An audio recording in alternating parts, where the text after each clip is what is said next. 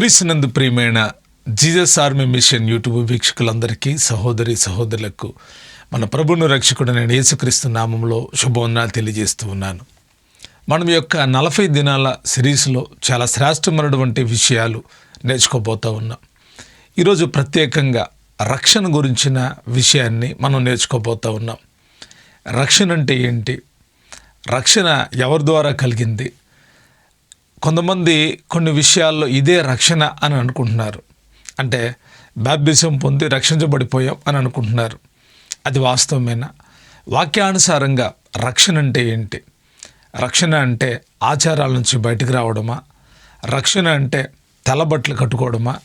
రక్షణ పొందిన వాళ్ళంటే ఏ పూజలు చేయట్లేదండి అని చెప్పడమా? రక్షణ అంటే ఏంటి అసలే? ఈ రక్షణ కార్యం గురించి హెబ్రీయులకు రాసిన పత్రికలో రాయబడి ఉంది.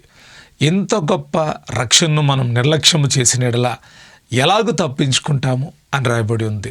నిజంగా యేసుక్రీస్తు ప్రభు వారి ద్వారా మనకు రక్షణ అనుగ్రహించబడింది. ఆ రక్షణ గొప్ప రక్షణ అయి ఉంది. ఆ రక్షణ చాలా విలువైనదై ఉంది. ఈ రక్షణ అంటే ఏంటి? రక్షణ ద్వారా మనకు కలిగిన అనుభవాలు ఏంటి? ఏది రక్షణ కాదనే విషయాన్ని ఈ వీడియోలో మనం నేర్చుకోబోతూ ఉన్నాం. తప్పకుండా మొదటి నుండి చివరి వరకు వీక్షించండి. దేవుని ఆశీర్వాదాలు మీరు పొందుకోండి. రక్షణ అంటే సమస్యల నుండి బయటికి పడడం కాదు. చాలామంది రక్షణ పొందారంటే రక్షణ పొందడం ఏంటంటే ఎప్పుడో పొందామంటున్నారు. ఎందుకు పొందారు అంటే మా జబ్బు పోయింది కాబట్టి రక్షణ పొందాం, మా సమస్యలు పోయినాయి కాబట్టి రక్షణ పొందాం అని అంటూ ఉన్నారు. వాస్తవానికి ఇది నిజమైనటువంటి ఆన్సర్ కాదు. వారు వాక్యము తెలియక అలాగ మాట్లాడుతూ ఉన్నారు. నిజంగా ఒక రక్షించబడిన వ్యక్తి చెప్పాల్సిన సాక్ష్యం ఏ రీతిగా ఉంటుందంటే, మీరు రక్షించబడ్డారా అని అడిగినప్పుడు అవును నేను రక్షించబడ్డాను అని చెప్తారు. రక్షణ అంటే దేవుడు మనలను శాప పాప ఆత్మీయ మరణం నుండి రక్షించి తనతో నిత్య సంబంధంలోకి తీసుకురావడం రక్షణ. మనం భరించాల్సిన పాపం ఆత్మీయ మరణము నుండి యేసుక్రీస్తు ప్రభువారు మనలను రక్షించి తనతో ఐక్యపరుచుకున్నాడు. ఇది పాపము నుండి విమోచన, దేవునితో సమాధానం, నిత్య జీవాన్ని కలిగించేది రక్షణ. రక్షణ యొక్క అర్థాలు వేరుగా ఉన్నాయి. నేను ఒక్కొక్కటిగా 7 విషయాలు నేను మీకు చెప్తాను. రక్షణలో ఉన్న 7 విశేషమైన అర్థాలు.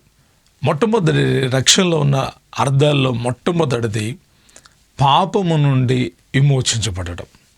యేసుక్రీస్తు ప్రభువారు ఈ లోకానికి వచ్చిన కారణమే అది. మత్తయి సువార్త 1:21 ఈ విధంగా రాయబడి ఉంది, ఆయన తన ప్రజలను వారి పాపముల నుండి రక్షించును అని రాయబడి ఉంది. రోమేలుకు రాసిన పత్రిక 6:23 ఈ రీతిగా రాయబడి ఉంది, ఎలయనగా పాపం వలన వచ్చు జీతము మరణము అని. అయితే ఈ మరణము నుండి యేసుక్రీస్తు ప్రభువారు మనల్ని రక్షించాడు. ఒకప్పుడు ఆదాముకు దొరకని ఆ రక్షణ ఈరోజు మనకు దొరికింది. దేవుని యొక్క మహాకృప, యేసుక్రీస్తు ప్రభువారి యొక్క రక్తము మనలను రక్షణలోనికి నడిపించింది. రక్షణలో ఉన్న లోతైన అర్థాల్లో ఒకటి పాపముల నుండి విమోచించబడడం. మన పాపాల కొరకు మన పాపాల నుండి విడుదల పొందడానికి మనం ఏ కార్యాలు చేయలేదు. ఒకవేళ చేసిన వాటి వలన మనకి ఏమాత్రం కూడా రక్షణ కలగదు. కానీ యేసుక్రీస్తు ప్రభువారి ద్వారా మన పాపపు శిక్ష నుండి మనం రక్షించబడ్డాం. పాపం వలన వచ్చే జీతం మరణం. అయితే యేసుక్రీస్తు ప్రభువారి ద్వారా ఆ మరణపు ముళ్ళు విరిచివేయబడి మనం రక్షించబడ్డాం. కనుక మీరు ఏ విధంగా రక్షించబడ్డారు అని అడిగితే పాపము నుండి మేము విమోచించబడ్డాము అని సాక్ష్యం ఇవ్వచ్చు. ఇది రక్షణలో ఉన్న మొట్టమొదటి అర్థం. రెండవదిగా రక్షణ అనేది కృపచేత కలిగినటువంటి వరం. రక్షణ మన ప్రయత్నం వల్ల కాదు, దేవుని కృప వలన మనకు దొరికింది. ఎఫెసీయులకు రాసిన పత్రిక 2:8 ఈ విధంగా రాయబడి ఉంది, కృపచేత విశ్వాసం వల్ల మీరు రక్షింపబడ్డారు. రక్షణలో ఉన్న అర్థాల్లో ఒకటి పాపము నుండి విమోచించబడ్డం, తిరిగి యేసు ప్రభువారితో మనకు సన్నిహిత సంబంధం ఏర్పాటు చేయబడింది. రెండవదిగా కృపచేతే రక్షణ. మరి దేని ద్వారా కూడా మనకు రక్షణ లేదు. యేసుక్రీస్తు ప్రభువారి యొక్క త్యాగం, యేసుక్రీస్తు ప్రభువారు అంటాడు యోహాను సువార్త 14వ అధ్యాయం 6వ వచనంలో, నేనే మార్గము సత్యము జీవము అని యేసే చెప్పారు. కనుక యేసుక్రీస్తు ప్రభువారే మార్గము సత్యము జీవం అయి ఉన్నాడు. ఆయన కృప వలనే మనకు రక్షణ దొరికింది. ఇది రెండవ విషయం. మూడవదిగా యేసుక్రీస్తు ద్వారా మాత్రమే రక్షణలో ఉన్న లోతైన విషయం ఏంటంటే, చాలామంది మేము వారి ద్వారా రక్షించబడ్డాం, వీరి ద్వారా రక్షించబడ్డామని చెప్తారు. మీరు ఎలా రక్షణ పొందారంటే, నేను ఫలానా బ్రదర్ ద్వారా రక్షించబడ్డారండి, నేను ఫలానా సిస్టర్ ద్వారా రక్షించబడ్డానంటారు. కాదు, మనకు రక్షణ ఇచ్చింది యేసుక్రీస్తు ప్రభువారే. పాస్టర్ గారు మనల్ని రక్షించలేదు, దైవజనులు ఎవళ్ళు మనకు రక్షణ ఇవ్వలేదు. మనకు రక్షణ యేసుక్రీస్తు ప్రభువారి ద్వారానే కలిగింది, నేటికి కలుగుతుంది కూడా. ఎందుకంటే రక్షణను పాస్టర్ గారు ఇవ్వలేరు, రక్షణను బిషప్లు ఇవ్వలేరు, రక్షణను ఏ నాయకులు ఇవ్వలేరు. మరి రక్షణ ఇచ్చేది ఎవళ్ళు అంటే యేసుక్రీస్తు ప్రభువారే. యేసుక్రీస్తు నామములోనే మనకు రక్షణ. యేసుక్రీస్తు త్యాగం ద్వారా మాత్రమే మనకు రక్షణ కలిగింది. యేసుక్రీస్తు ప్రభువారు కనుక చనిపోకపోతే, యేసుక్రీస్తు ప్రభువారు కనుక బలియాగం కాకపోతే మనకు రక్షణ దొరికేది కాదు. ఇది మూడవ విషయం. నాలుగవదిగా గమనించినప్పుడు విశ్వాసము ద్వారా రక్షణ. రోమీయులకు రాసిన పత్రిక 10వ అధ్యాయం 9వ వచనంలో ఈ విధంగా రాయబడి ఉంది, యేసు ప్రభు అని నీ నోటితో ఒప్పుకొని ఆయన తిరిగి లేచాడని నీవు నమ్మితే, విశ్వసిస్తే నీవు రక్షింపబడతావు. ఒప్పుకుంటే రక్షింపబడతావు. ఏంటి ఈ ఒప్పుకోవాలంటే విశ్వాసము కలిగి ఉండి ఒప్పుకోవడం. మనం యేసు ప్రభు అని ఒప్పుకుంటే రక్షణ పొందుతాం. విశ్వాసము ద్వారా మాత్రమే రక్షణ. ఎవరి మీద విశ్వాసం ఉంచడం మూలాన అంటే యేసుక్రీస్తు ప్రభువారి మూలాన. ఎలాగే యేసుక్రీస్తు ప్రభువారి మూలాన విశ్వాసం ఉంచగలుగుతారంటే, యేసుక్రీస్తు ప్రభువారి గురించి వినినప్పుడు మనుషులకు రక్షణ కలుగుతుంది, లోకంలో ఉన్న వారికి రక్షణ కలుగుతుంది. కనుక మనం గమనించాలి, యేసుక్రీస్తు ప్రభువారి ద్వారా మనకు రక్షణ, విశ్వాసము ద్వారా మాత్రమే రక్షణ. ఇది రక్షణలో ఉన్నటువంటి లోతైనటువంటి అర్థం. ఐదవదిగా రక్షణలో ఉన్న మరొక అద్భుతమైనటువంటి అర్థం ఏంటంటే దేవునితో సమాధానం. పాపం వల్ల దేవునితో తెగిన సంబంధం తిరిగి స్థాపించబడింది. రోమీయులకు రాసిన పత్రిక 5వ అధ్యాయం 10వ వచనంలో, శత్రువులమై ఉండగా దేవునితో సమాధానపరచబడ్డాం. నిజంగా దేవునికి మనకు మధ్య సంబంధం లేదు. మనము పాపులమై ఉన్నాం, ఆయన పరిశుద్ధుడై ఉన్నాడు. అయితే ఆయనతో తిరిగి ఈ రక్షణ కార్యం ద్వారా మనకు సమాధానం కలిగింది. ఆయనకు మనకు మధ్య సమాధాన బంధం ఏర్పాటు చేయబడింది. రక్షణ అంటే దేవునితో తిరిగి సంబంధం కలిగి ఉండడం, దేవుని వైపు తిరిగి సంబంధాన్ని కలిగి ఉండడం. అంటే ఇదివరకు సంబంధం లేదా, ఇదివరకు లేదంటే ఎలా అనగా ఏ భేదములు లేదు. అందరూ పాపము చేసి దేవుడు అనుగ్రహించు మహిమను పొందలేకపోతున్నారు. కాబట్టి ఆ పొందనటువంటి వాళ్ళకు రక్షణ దొరకలేదు. కానీ ఎవరైతే విశ్వసించారో, ఎవరైతే రక్షణ పొందుకుంటున్నారో వారితో దేవుడు సమాధానం కలిగి ఉన్నాడు. మనము శత్రుత్వం కలిగలేం దేవునితో. ఈరోజు రక్షించబడిన వాళ్ళందరికీ నేను చెప్పే ఓ మంచి విషయం ఏంటంటే, మీరు రక్షించబడ్డారా, మీకు దేవునికి మధ్య సమాధాన బంధం అనేది ఏర్పాటు చేయబడింది. ఆరవదిగా క్రొత్త జీవితానికి పునాది ఈ రక్షణ. రక్షించబడ్డాము అంటే అర్థం ఏంటంటే క్రొత్త జీవితాన్ని ప్రారంభిస్తూ ఉన్నాం. కొరింథీయులకు రాసిన పత్రిక 2వ పత్రిక 5వ అధ్యాయం 17వ వచనంలో ఈ విధంగా రాయబడి ఉంది, క్రీస్తు యేసులో ఉన్నవాడు నూతన సృష్టి, ఇవిగో పాతవి గతించెను, సమస్తము క్రొత్తవాయెను. క్రొత్త జీవితం ఆరంభం. రక్షణ అంటే అర్థం ఏంటంటే క్రొత్త జీవితాన్ని దేవునితో ఆరంభించడమే, క్రొత్త సృష్టిగా క్రొత్త జీవితానికి పునాది వేసుకోవడమే రక్షణ కార్యం యొక్క అర్థమైంది. అంటే పాత జీవితాన్ని విడిచిపెట్టేశాం. ఇప్పుడు ఎక్కడికి వచ్చాం? క్రీస్తులోనికి వచ్చాం.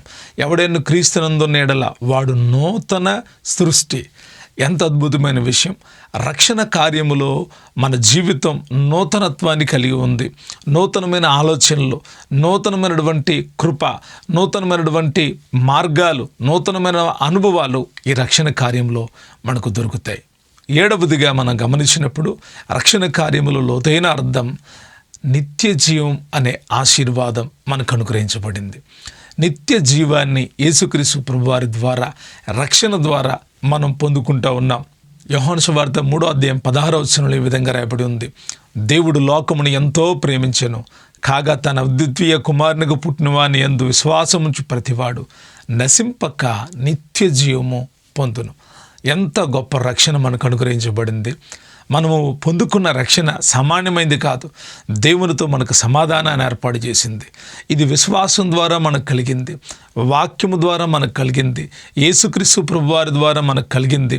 మన జీవితానికి కొత్త పునాది అయింది.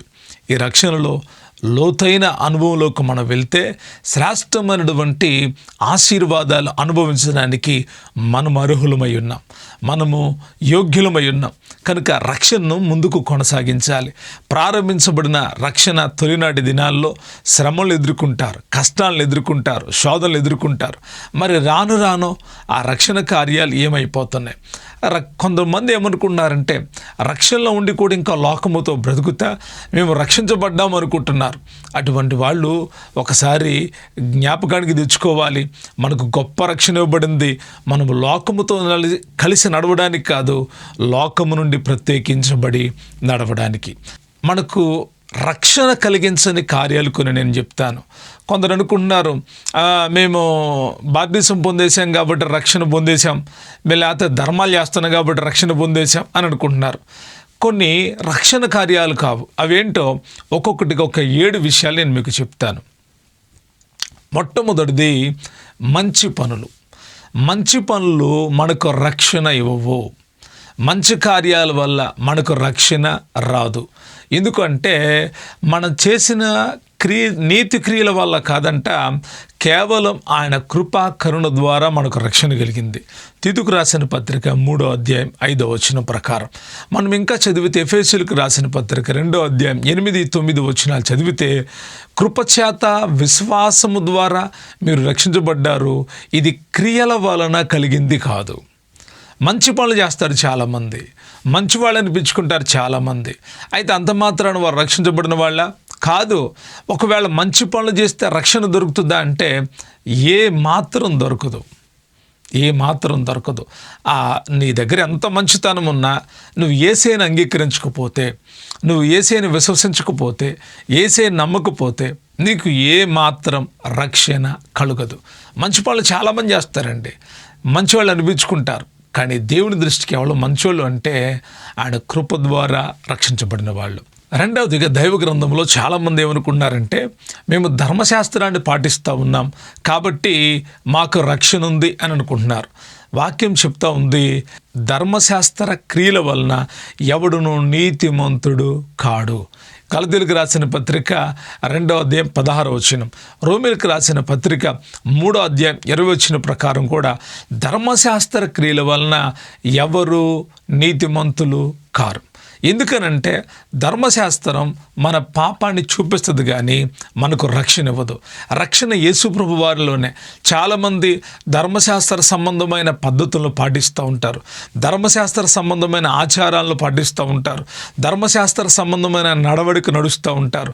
అయితే వారికి తెలియజేసే విషయం ఏంటంటే మీరు ఒకవేళ ధర్మశాస్త్రాన్ని అనుసరించి నడుస్తూ ఉంటే మీకు ఎంత మాత్రమును రక్షణ కలుగదు. ధర్మశాస్త్రం పాటించడం ద్వారా రక్షణ రాదు. మూడవదిగా మతాచారాలు ద్వారా రక్షణ కలుగదు. మతాచారాలు అంటే ఉదాహరణకి చాలామంది ఏమనుకున్నారంటే మేము బాప్టిజం పొందామండి కాబట్టి రక్షించబడ్డామని. అంటే బాప్టిజం పొందారు కాబట్టి రక్షించబడిపోయారా? ఇంకా అంతే రక్షించబడిపోయారా అంటే కాదు, రక్షణను కొనసాగించాలి.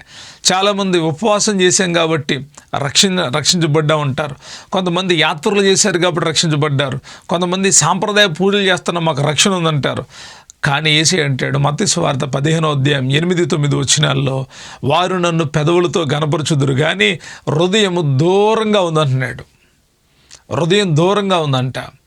ఏంటి ఈ హృదయం దూరంగా ఉండడం అంటే మనుషులు కల్పించిన పద్ధతులు దైవోపదేశములను బోధిస్తూ ఉండగా మనుషులు ఆ త్రోవలోకి వెళ్తున్నారు, మతాచారాల వైపు వెళుతున్నారు, మత సంబంధమైన విషయాల్లోకి వెళ్ళి మేము రక్షించబడిపోయాం అనుకుంటున్నారు. మాకు రక్షణ దొరికింది అనుకుంటున్నారు. కాదు, మతాచారాల వలన రక్షణ ఎప్పటికీ కలగదు. వంశ పారంపర్యం లేదా కుటుంబం ద్వారా, కుటుంబ విశ్వాసం ద్వారా రక్షణ రాదు. అంటే యోహాను సువార్త 1:12-13 వచనాలు చదివినప్పుడు రక్త సంబంధం చేత కాదు, దేవుని నుండి పుట్టిన వాళ్ళకు మాత్రమే రక్షణ. ఇప్పుడు నేను బాప్టిజం పొందాను కాబట్టి నా కుటుంబం ఇక బాప్టిజం పొందాల్సిన అవసరం లేదు, నా కుటుంబం కూడా రక్షించబడింది అనడానికి కుదరదు. ఎందుకంటే ఏ తల్లిదండ్రులైనా ఏ వ్యక్తి అయినా వ్యక్తిగతంగా రక్షించబడితేనే రక్షణ. ఇప్పుడు నేను రక్షించబడ్డా, ఈ రక్షణ నాకే పనిచేస్తుంది.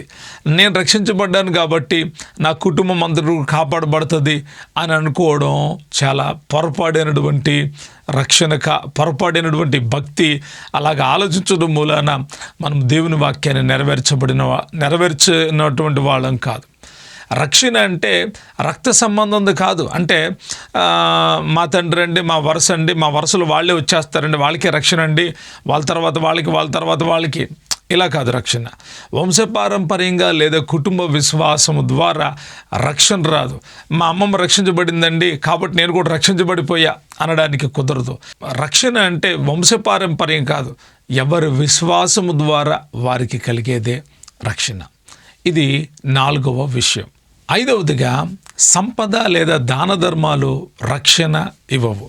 మార్కు సువార్త 10:25-27 వచనాలు చదివితే, ధనవంతునికి దేవుని రాజ్యంలో ప్రవేశించుట కష్టం, దుర్లభం అన్నాడు యేసయ్య. ఎందుకంటే చాలామంది సంపదతో రక్షణ సంపాదించాలనుకుంటారు. దాన ధర్మాలు చేసి రక్షణ వచ్చేసింది మాకు అనుకుంటున్నారు, మాకు పుణ్యం కలుగుతుంది, రక్షణ వచ్చేస్తుంది అనుకుంటున్నారు. అలాగే ఎప్పటికీ కలగదు. దేవునితో ఉన్న సంబంధాన్ని ధనంతో మనం కొనలేం. దేవుడు ఏర్పరిచిన ఆ బంధాన్ని కొనసాగించాలి అంటే మీరు విశ్వసించి యేసు ప్రభువుని అంగీకరిస్తేనే మీకు రక్షణ. డబ్బులు పెట్టేసి మాకు రక్షణ ఇవ్వండి అంటే రాదు. నువ్వు ఎంత డబ్బు పెట్టినా రక్షణ నీకు దొరకదు. నువ్వు ఎంత ధనాన్ని ఖర్చు చేసినా, ఎంతమంది పేదలకు సాయం చేసినా నీకు రక్షణ రాదు. కానీ నువ్వు రక్షింపబడిన తర్వాత ఎంత ఖర్చు చేసినా అది నీకు ప్రతిఫలం ఉంటుంది. రక్షణ లేకోకుండా నేను వాళ్ళకిలాగా ఉండలే, ఏదో ఒక ధర్మం చేస్తాను, ఏదో ఒక దానం చేస్తాను, డబ్బును పంచి పెడతాను, నాకు రక్షణ వచ్చిన అంటే కుదరదు. నీ క్రియల వల్ల రక్షణ రాదు. సంపద లేదా దాన ధర్మాలు రక్షణను ఇవ్వవు. యేసు ప్రభువారి ద్వారానే రక్షణ. 6వదిగా చర్చికి హాజరు అయినంత మాత్రాన రక్షణ రాదు. చాలామంది చర్చికి వెళ్ళిపోతున్నారు, మేము గుడికి వెళ్తున్నాడు, మంచిదే, కానీ రక్షణ పొందుతున్నారంటే వీడు రక్షణ పొందట్లేదు. లోపలుండి ప్రభువా మమ్మల్ని కరిగిరించు, ప్రభువా మమ్మల్ని చూడు నాయన, ప్రభువా అంటున్నారు, కానీ హృదయం లోపల మార్పు రావట్లేదు. బయట ఆచరణ ప్రకారం మందిరంలోకి వస్తున్నారు, కానీ హృదయ అంతరంగంలో సమర్పణ రావట్లేదు. కాబట్టి చర్చికి హాజరైనంత మాత్రాన రక్షణ రాదు. యేసయ్య అంటాడు, అసలు ప్రార్థన చేసే వాళ్ళకి రక్షణ లేదంటాడు. ప్రభువా అని పిలిచి ప్రతివాడు పరలోక రాజ్యంలో ప్రవేశింపడు. కాబట్టి గుర్తుపెట్టుకోండి, చాలామంది చర్చికి వెళ్తున్నాం కాబట్టి రక్షణ కలిగి ఉన్నాం అనుకుంటున్నారు. అది పొరపాటు. మీరు రక్షణ కలిగిన వాళ్ళే చర్చికి వెళితే, దేవుని సంఘానికి వెళితే వాక్యాన్ని నేర్చుకొని ఆధ్యాత్మికంగా వర్ధిల్లుతారు. అది రక్షణ అంటే. చర్చికి వెళ్ళడమే రక్షణ, వెళ్తున్నాను రక్షించబడ్డాను అని చెప్పడం కాదు. మన క్రియల్లో మార్పు రావాలి. 7వదిగా స్వయం కృషి ద్వారా రక్షణ లేదు. స్వయం కృషి అంటే నేను కష్టపడి పనిచేస్తాను కాబట్టి నా సొంతంగా నేను రక్షణ సంపాదిస్తాను, పాపం నుండి జయిస్తాను అంటే అది సాధ్యపడదు. ఎందుకంటే మన నీతి మురికి గుడ్డ లాంటిది. అంటే యెషయా గ్రంథం 64:6లో మన నీతి క్రియలన్నీ మలిన వస్త్రాలు లాంటివి అంట. మన ప్రయత్నం దేవుని పరిశుద్ధతకి సరిపోదంట. కాబట్టి గుర్తుంచుకోండి, మనము మన స్వయం కృషితో రక్షణను పొందలేం, రక్షణను అనుభవించలేం. కాబట్టి మనం రక్షణ విషయంలో చాలా శ్రద్ధను వహించాలి. ఒక వ్యక్తి నిజమైన రక్షణ పొందినట్లు చూపించే గుర్తులంటే అతడు పాపాన్ని ద్వేషిస్తాడు, నీతిని ప్రేమిస్తాడు. 2వదిగా క్రీస్తులో కొచ్చి క్రొత్త జీవితాన్ని ప్రారంభిస్తాడు. పాత అలవాట్లన్నీ పోతాయి, క్రొత్త జీవితం ప్రారంభమవుతుంది. పాపంలో ఆనందించడు, దేవుని చిత్తం చేయాలని కోరుకుంటాడు. దేవుని వాక్యం చదవాలని, దేవుని వాక్యం నేర్చుకోవాలని, దేవుని వాక్యం తెలుసుకోవాలని పదే పదే ఆశ కలుగుతూ ఉంటుంది. ఎవరికి అంటే రక్షించబడిన వాళ్లకు. ఇంకా ఏం ఆసక్తి కలుగుతుందంటే ప్రార్థన చేయాలని, ప్రార్థన ఎలా చేయాలో నేర్చుకోవాలని, ఎక్కువగా ప్రార్థించాలని, పరలోక ఆశీర్వాదాలు పొందుకోవాలని, పరిశుద్ధాత్మ సహాయం ద్వారా లోపల ఆత్మఫలాలు ఫలిస్తాయి. అప్పుడు మీరు గుర్తించవచ్చు వీళ్ళు రక్షించబడ్డారని. మంచి పనులు చేస్తారు కాబట్టి రక్షించబడ్డారు, గుడికొచ్చారు కాబట్టి రక్షించబడ్డారు, బాప్తిసం పొందారు కాబట్టి రక్షించబడ్డారు కాదు. పూర్తిగా లోకానికి వేరయ్యి ప్రత్యేకంగా జీవించే వాళ్ళే రక్షింపబడిన వాళ్ళు. ఒక వ్యక్తి రక్షణ పొందినప్పుడు పరిపూర్ణుడు కాదు. అతని జీవితం మారుతూ మారుతూ రక్షణలోకి వెళ్ళినప్పుడు లోతైన రక్షణలోకి వెళ్తాడు, సంపూర్ణమైన రక్షణలోకి వెళ్తాడు, పరలోకానికి తీసుకువెళ్ళే రక్షణలోనికి వెళ్తాడు. కనుక రక్షణ పొందిన వాళ్ళు చాలా ప్రత్యేకంగా ఉంటారు. రక్షింపబడిన వాళ్ళు ప్రార్థన యందు, విశ్వాసమందు, దేవునికి ఇచ్చే విషయంలో, దేవునితో నడిచే విషయంలో న్యాయంగా నడుచుకుంటారు, యథార్థంగా బ్రతుకుతారు. వారి క్రియలు, వారి చర్యలన్నీ కూడా యథార్థతగా ఉంటాయి. వారి భక్తి ప్రత్యేకంగా ఉంటుంది. వారు అనుభవించే అనుభవాలన్నీ కూడా చాలా ప్రత్యేకంగా ఉంటాయి. మీరు రక్షించబడ్డారా? మీరు రక్షించబడినట్లయితే మీరు ఈ కార్యాలు చేయగలుగుతున్నారా? లోకంతో కలిసి వెళ్ళిపోతున్నారా? లేకపోతే దేవునితో కలిసి ముందుకు వెళ్తున్నారా? పాపాన్ని ప్రేమిస్తున్నారా? నీతిని ద్వేషిస్తున్నారా? అయితే మీరు రక్షింపబడిన వాళ్ళు. రక్షింపబడితే మీరు పాపాన్ని ద్వేషిస్తారు, నీతిని ప్రేమిస్తారు, లోకాన్ని విడిచిపెట్టి యేసుని హత్తుకొని జీవిస్తారు.